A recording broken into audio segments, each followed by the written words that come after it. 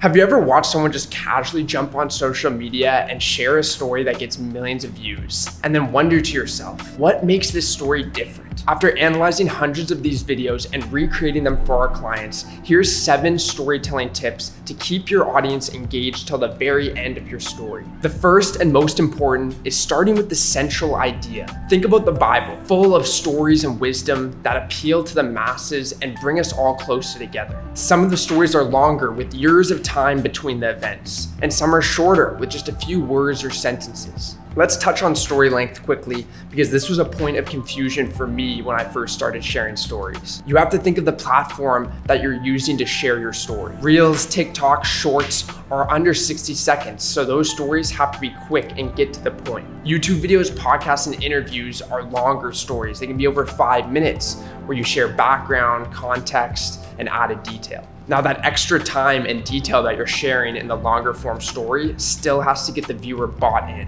The same story can be short or long. It just has to have a goal and mass appeal. P.S. The goal is more important than mass appeal. Without mass appeal, the story will have less reach. But without a goal, the story will get no reach or the wrong reach. The second tip is focusing on one story, one character, and one challenge. If the story is about you, focus on the main plot of the story and avoid mentioning other characters. Avoid taking the audience through too many obstacles before getting to the desired outcome. 3 is eliminating minor character details. Name the following: celebrities, historical figures, global brands, big cities. Omit the following: relative names, local brands, small cities. You get the gist. Name the known, omit the unknown. This will also help you stay on track with your story, because you won't have to fill in the audience with extra context of details that don't really matter to the central idea and goal of the story.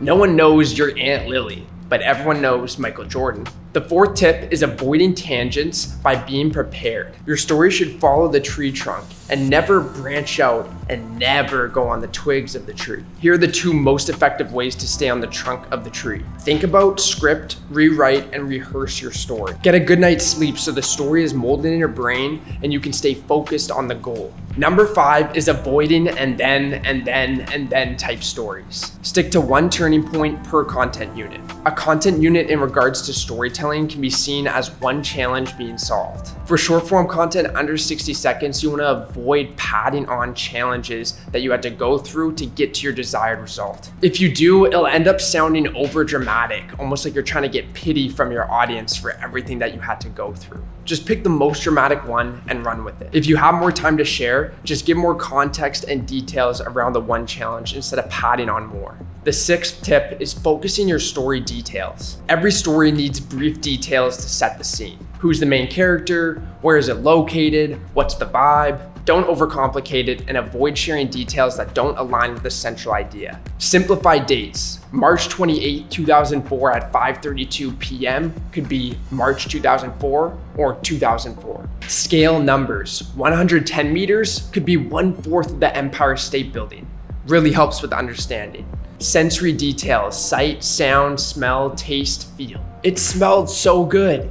It smelled like grandma's homemade muffins. We went up the mountain.